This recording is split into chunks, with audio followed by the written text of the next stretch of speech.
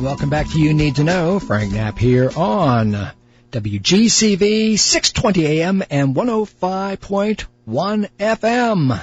Okay, this is time for my very, very special guest. I'm so honored to have on the phone with me right now, Senator Bernie Sanders. Senator, how are you, sir?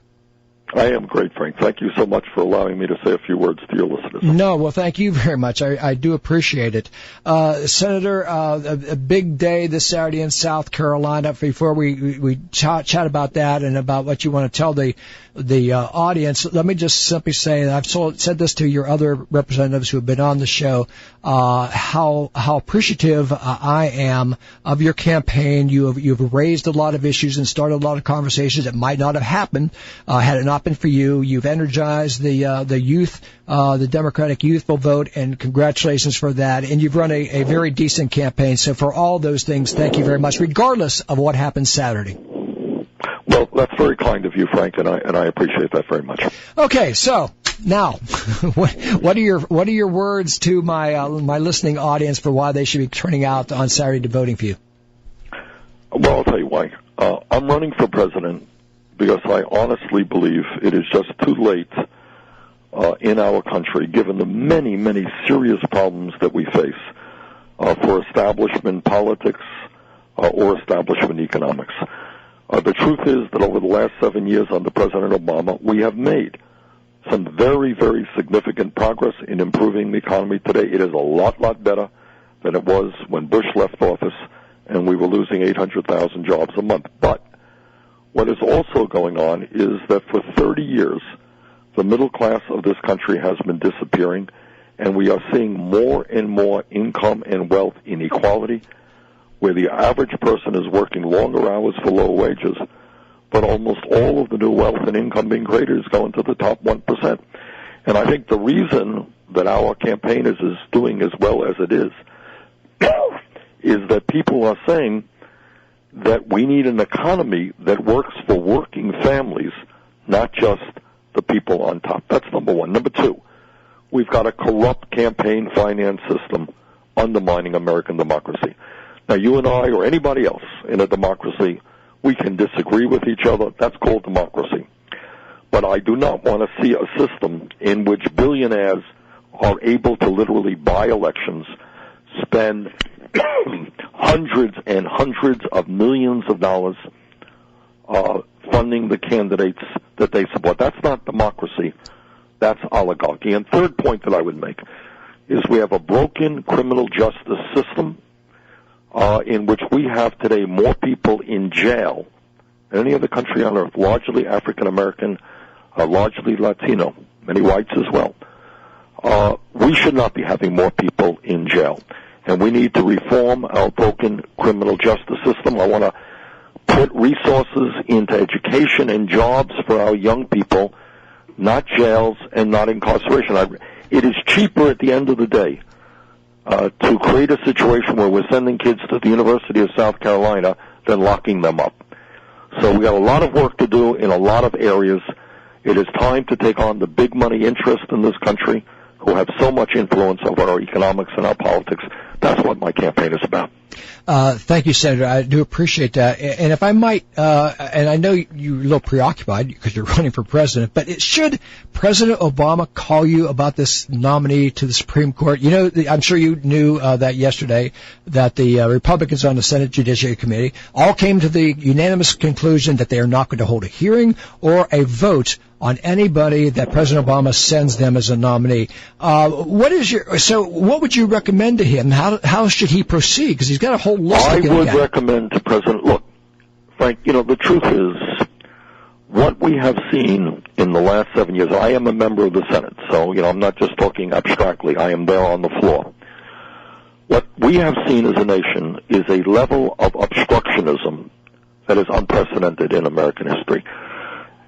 People don't know how many government officials there are. There is, the deputy ambassador in Norway or someplace. You got all kinds of people that normally get appointed in a perfunctory way. They just get appointed.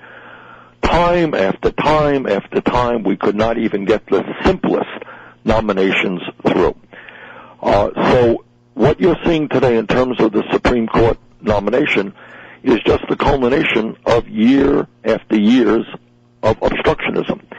So what my advice is that the president finds the nominee that he feels is best suited to be a Supreme Court justice, that he make that nominee, that he present it to the Senate, and that we go around the country and tell the American people that it is wrong for the Republicans to try not only to obstruct what Obama is doing, but to really deny and try to undermine the Constitution of the United States, which is crystal clear. This is not a debate.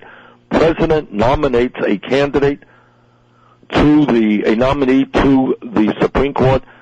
The Senate's obligation is to talk to that nominee, hold hearings about that nominee, tell us why you like him or her, tell us why you don't like him. But you don't have the right to obstruct. Thank you. I'm talking with, of course, Senator Bernie Sanders. Senator Lindsey Graham yesterday, regarding the same issue, said that they reached that consensus, and he says, quote, "We should let the next president pick the Supreme Court justice." The president doesn't pick the Supreme Court justice, does he? No, he doesn't. He nominates the Supreme Court justice. And look, what has happened, and what the Constitution is about, which is, I think, makes a lot of sense. The president nominates Mr. or Ms. somebody, and then the Supreme Court says, okay, is this person qualified by temperament, by character, by knowledge? And you hold hearings, and some of these hearings, have been pretty rough. But that is the process. And if the Senate finally concludes that the president's nominee is not fit to be Supreme Court justice, well, that's something. We can argue about that. But to simply say, Mr. President, no matter who you nominate, no matter how bright or qualified or of good character that person is, we're not even going to hold a hearing on him or her. That's wrong.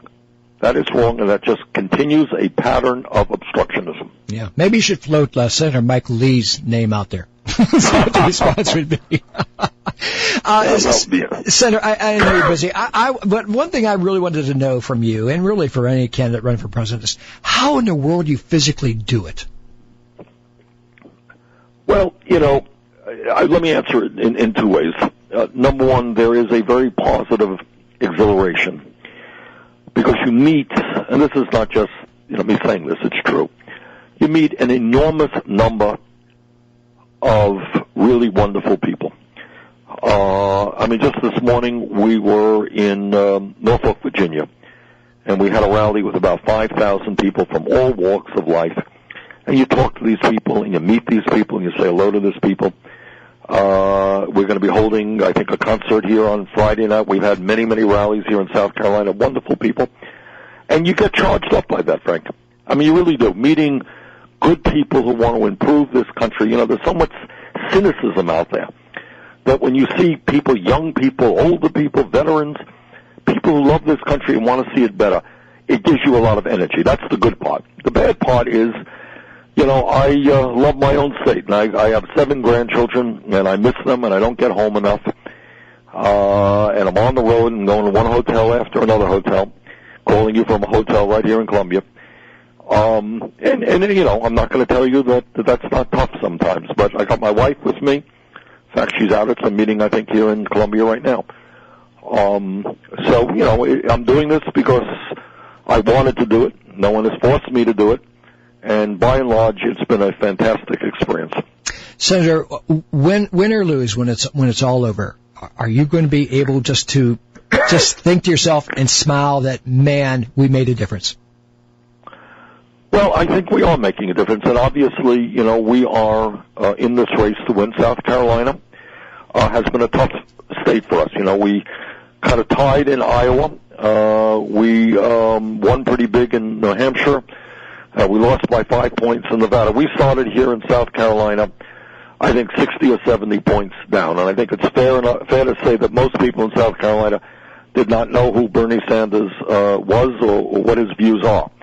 We have come a long, long way in narrowing that gap. And we're going to continue to fight for every vote that we possibly can. And after we are finished here in South Carolina, we're going on to Super Tuesday, where there are a whole lot of states out there. We think we're going to win a number of them. and we're going to continue this fight. And I think that at the end of the day, the American people want real change in this country. They are disturbed by a rigged economy in which people are working longer and longer hours, often for low wages. Almost all new income goes to the top 1%. I think people want an economy that works for all of us, not just the billionaire class. They want to see us end the corrupt campaign finance system by which billionaires, are able to buy elections, and they want us to deal with a broken criminal justice system. A lot of very big issues out there. And I think our campaign has raised those issues. I think we've rallied a lot of people behind those issues, and I think we are going to just do fine in the coming months. Senator Bernie Sanders, thank you very much, sir. I do appreciate you taking your time out of your busy schedule, and best of luck to you, sir. Well, and thank you for allowing me to speak to your audience. I appreciate it. Thank you. Very good. All right. That's it.